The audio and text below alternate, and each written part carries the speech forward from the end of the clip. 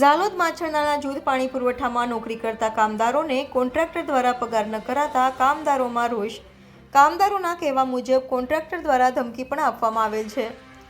ઝાલોદ તાલુકાના માછરનાળા જૂથ પાણી પુરવઠા યોજના સાંપોઈ હેડવર્ગ મુકામે પાણી પુરવઠા વગેરેમાં ફરજ નિભાવતા કર્મચારીઓને જનજાગૃતિ education and charitable trust Tharad Narsinhbhai કે પટેલ કોન્ટ્રાક્ટર દ્વારા આ સંસ્થા હેઠળ કામગીરી કરતા કામદારોને નિયત કરેલ પગાર કરતાં ઓછો પગાર આપવામાં આવે છે તેવા આક્ષેપો ત્યાં ફરજ કરતા કામદારો દ્વારા કરવામાં આવેલ છે। આ સંસ્થાના મુખ્ય માલિક માછરનાળા જૂથ પાણી પુરવઠા અને ગટર વ્યવસ્થા બોર્ડ સિવિલ પેટા વિભાગ ઝાલોદ છે।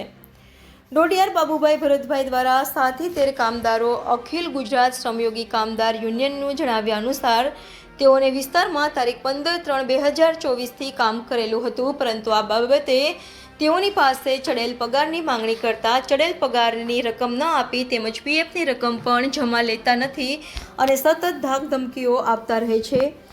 આ કામના કોન્ટ્રાક્ટર દ્વારા મજૂરોને પોતાની મરજી પ્રમાણે માત્ર મામૂલી રકમ જ ચૂકવવામાં આવી રહી છે અને કાયદા મુજબ ચૂકવવા પાત્ર થતી પગારની રકમ ચૂકવતા નથી અને માંગણીઓ કરવા છતાં ખોટા વાયદા કરેલ રહેલ છે તેવા આક્ષેપો કરવામાં આવ્યા છે।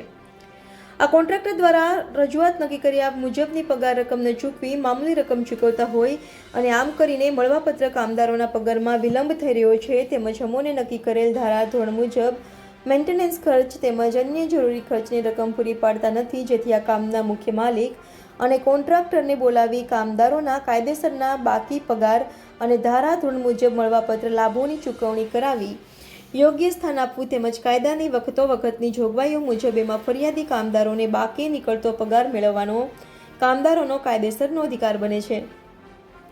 આ દરેક કામદારોની હાલ એક જ માંગ છે, જે 14 કામદારો છે તેમને નિયત કરેલ પગાર છે તે પ્રમાણે જ વેતન ચૂકવવામાં આવે તેમજ અગાઉ જે નિયત કરેલ પગાર હતો તેના કરતાં આ 14 કામદારોને અંદાજિત 5,44,000 જેટલો જે પગાર બાકી છે તે કામદારોને ચૂકવવામાં આવે।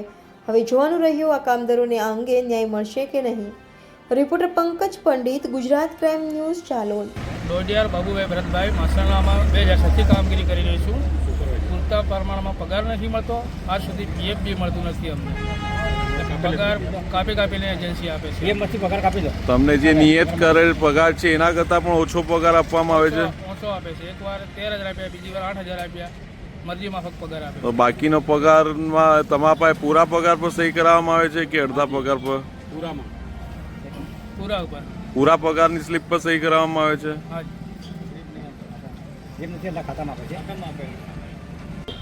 ઝાલોદ તાલુકાના માછરનાળા હેડવર્ક સાપોઈ પાણી પુરવઠા જૂથ યોજનામાં અમે કામ કરીએ છીએ।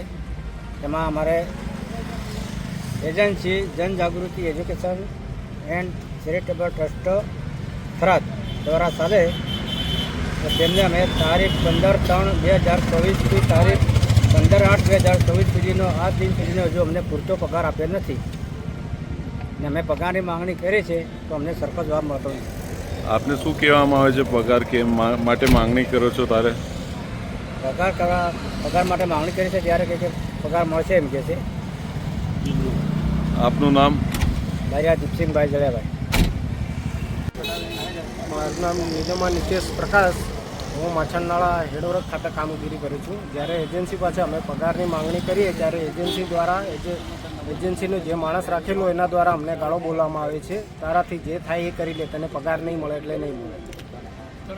કેટલા મહિનાથી પગાર નથી આપતો તમને? આમ તો ત્રણ મહિના થઈ પગાર નથી આપતો મને, અને પગાર જ્યારે પગારની માંગણી વાત કરી ત્યારે ગાળા બોલીને ફોન વ્યસ્તમાં નાખી દે છે।